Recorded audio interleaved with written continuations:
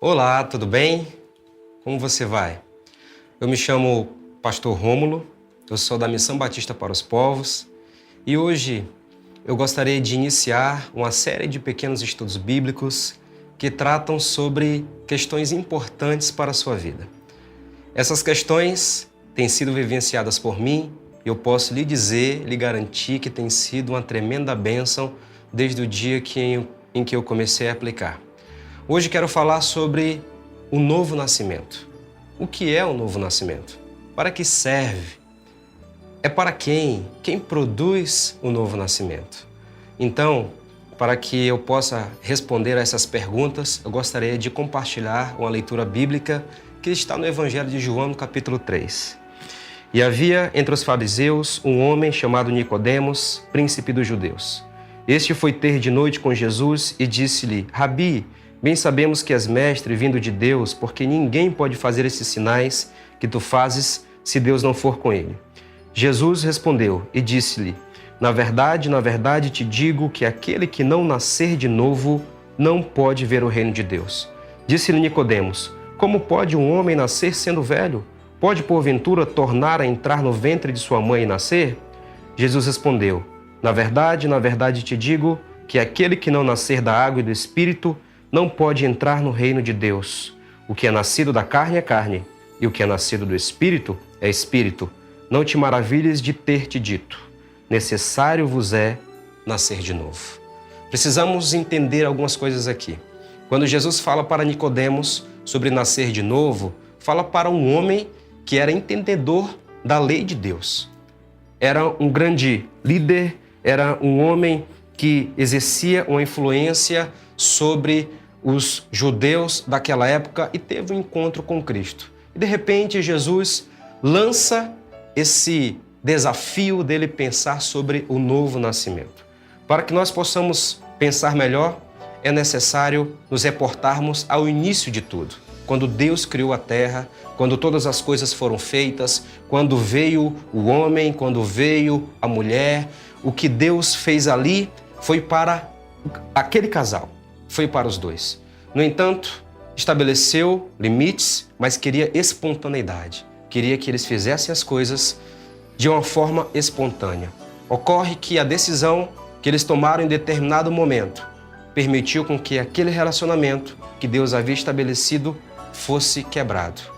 E nesse momento de quebra de relacionamento, houve a necessidade então da restauração do homem, porque a partir disso, todas as cópias, todos os homens posteriores a Adão e Eva, eles viriam com a natureza pecaminosa. Então Deus estabeleceu um plano de salvação, arquitetou algo que pudesse verdadeiramente transformar a vida do homem. Que plano foi esse? O plano de salvação, o plano que foi executado pelo Espírito Santo através de Jesus Cristo. Jesus vem como um sacrifício vivo, morre naquela cruz, ele se entrega por nós, derrama seu sangue para que nós pudéssemos vivenciar o novo nascimento. E o novo nascimento fala de uma nova vida. Quando nós entregamos a nossa vida a Cristo, ele vem para transformar, para renovar a nossa mente, nos faz ter uma visão nova, uma visão diferenciada, nos liberta das dificuldades, das opressões, nos faz verdadeiramente experimentar a paz. O novo nascimento nos torna novas criaturas. O novo nascimento, a nova vida com Cristo, nos permite nos relacionar com o Senhor verdadeiramente, experimentar de todas as suas promessas, entendendo que há também uma responsabilidade. Então, é importante que experimentemos o novo nascimento, ok? Se você quiser conhecer um pouco mais a respeito do novo nascimento, aguarde o próximo vídeo. Estaremos dando continuidade nesse tema que é bênção. Um dia eu nasci de novo e Deus me abençoou tremendamente e tem feito até hoje. Grande abraço, que Deus te abençoe.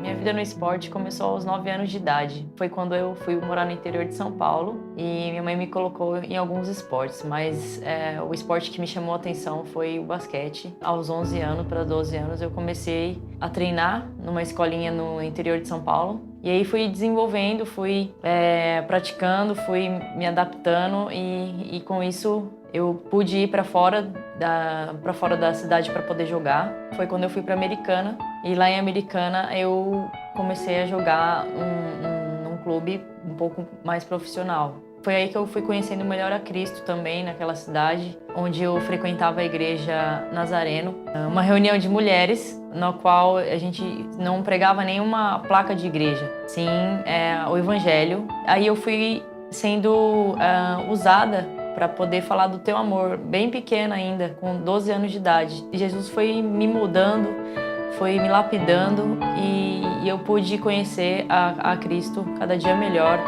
e podendo falar do seu amor através do esporte. Deus tem feito maravilhas na minha vida. Eu tive a oportunidade de ir para a Seleção Brasileira de Basquete 3x3 o ano passado.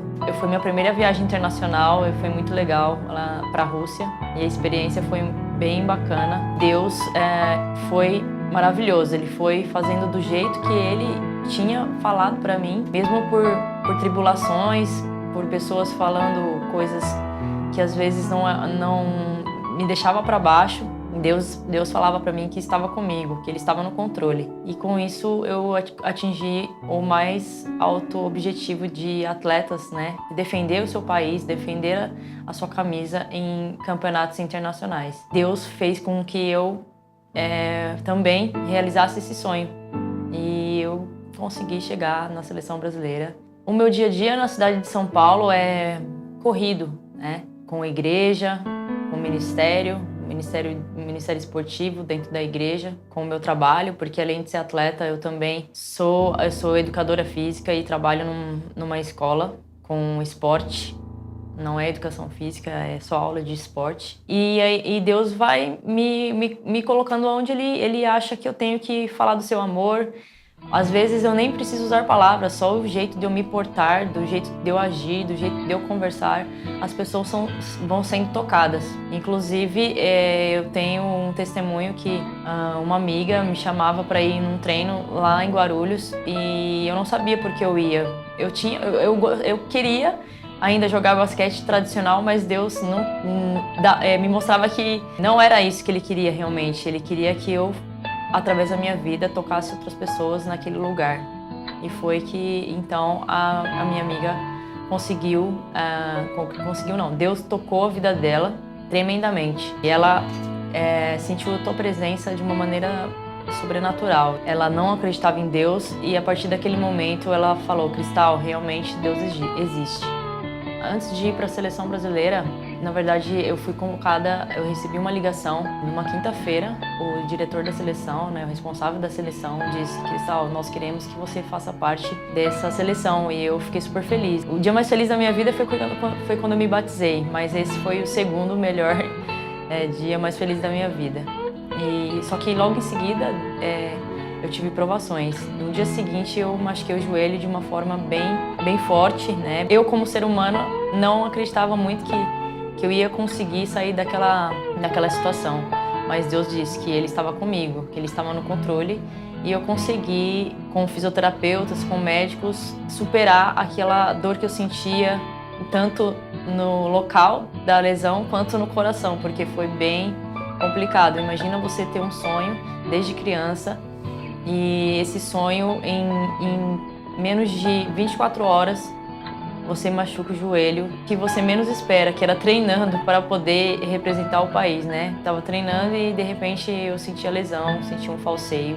Tava com uma lesão bem grave no joelho, mas Deus foi mais forte na minha vida, Deus cuidou de mim e eu consegui representar o país e representar o melhor, representar a Cristo.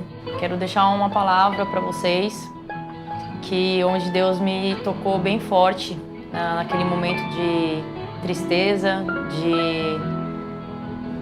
de pensamentos que vinham na cabeça de que você não ia conseguir estar lá para realizar o meu sonho, né? Mas Deus disse que A fé é o firme fundamento das coisas que não se vê, mas de que se espera, porque Jesus prometeu e Ele fará no tempo dele. E espero que o seu sonho seja realizado no tempo de Deus e na vontade de Deus. Estou aqui só para agradecer a todos pela essa oportunidade e, principal, agradecer a Deus por estar aqui hoje passando essa mensagem para vocês. Muito obrigado, até mais.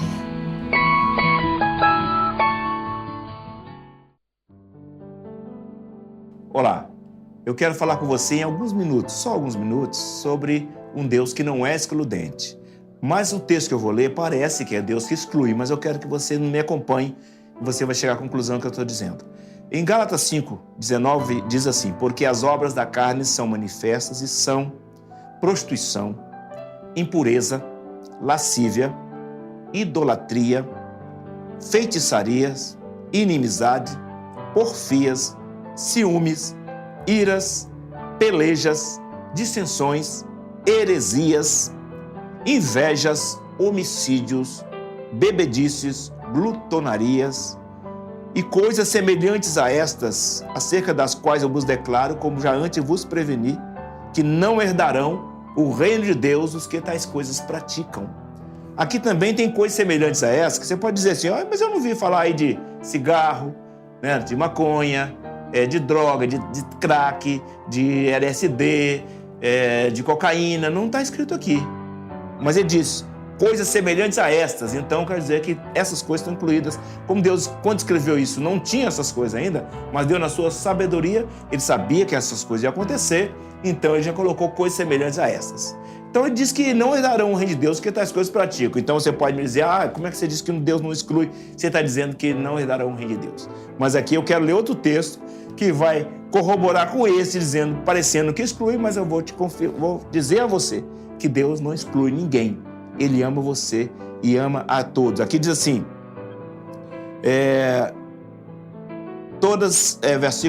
agora eu vou ler em 1 Coríntios 6, ele diz assim, não erreis, verso 10, nem os devassos, nem os idólatras, nem os adúlteros, nem os efeminados, nem os sodomitas, nem os ladrões, nem os avarentos, nem os bêbados, nem os maldizentes, nem os roubadores herdarão o reino de Deus. Aí, você pode dizer, tá vendo? Você está falando que Deus não exclui, mas está excluindo, está falando que não vai herdar o reino de Deus. Mas eu quero dizer para você que esse Deus que disse isso é o Deus que recebe todas essas pessoas, inclusive você. Ele me recebeu. O apóstolo Paulo diz, Cristo Jesus veio ao mundo para salvar os pecadores, dos quais eu sou o principal. Se ele era o principal, quanto mais eu e você podemos entrar. Então ele diz assim, ele não exclui, porque ele diz no versículo seguinte, ele fala assim, mas haveis sido lavados, os quais vocês foram um esses que nós citamos aí, de idólatras e adúlteros, efeminados, sodomitas, ladrões, avarentos, bêbados, maldizentes, roubadores. Ele diz, mas os quais fostes vós outrora, mas agora vos haveis sido lavados, haveis sido santificados, haveis sido justificados no nome do Senhor Jesus. Então mostra que Deus não excluiu. Quem ele colocou no meio do seu povo? Aqueles que outrora eram dessa maneira, como nós éramos também, e ele nos transformou em novas criaturas. Vós vos lavastes, vós vos purificastes, vós vos santificastes por meio de água pela palavra. Então, você pode ser incluído nessa relação. Deus quer isso para a sua vida. Então, receba-o como Senhor e ele transformará a sua vida em uma nova criatura. Sabe como você pode ser incluído aí? É só você fazer uma oração comigo, repetindo comigo essa oração, convidando Jesus para entrar em sua vida. A coisa mais simples. É tão simples assim. Você pode repetir comigo assim: Senhor Jesus, eu reconheço que sou um pecador e que preciso de Ti. Por isso eu abro meu coração e Te recebo como meu Salvador e meu Senhor. Escreva meu nome no livro da vida. Obrigado por me receber como eu sou, em nome de Jesus. Amém. Só isso. Então você está incluído. Então faça parte dessa nova vida, dessa nova família de Cristo Jesus. Amém.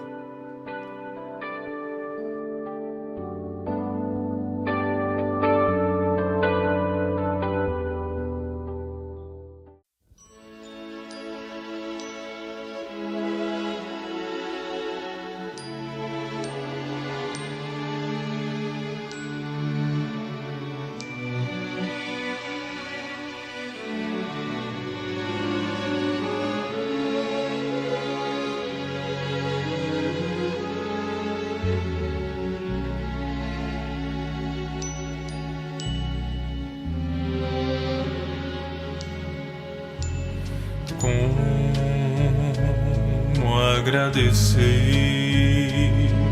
ao meu Deus o que fez por mim. Bênção sem medida pra mostrar o seu amor por mim. Nem anjos podem expressar a minha eterna gratidão. Tudo que sou e o que vier a ser aqui, eu agradeço a ti. A Deus toda glória, a Deus toda glória, a Deus toda glória, pelas bênçãos sem fim. Com seu sangue salvou-me, seu poder transformou-me. A Deus toda glória, pelas bênçãos sem fim. Quero viver para ti, tua vontade cumprir. Se algum louvor ganhar, quero entregar ao meu Salvador. Com seu sangue salvou-me, seu poder transformou-me. A Deus toda glória, pelas bênçãos sem fim. Quero viver para ti, tua vontade cumprir. Se algum louvor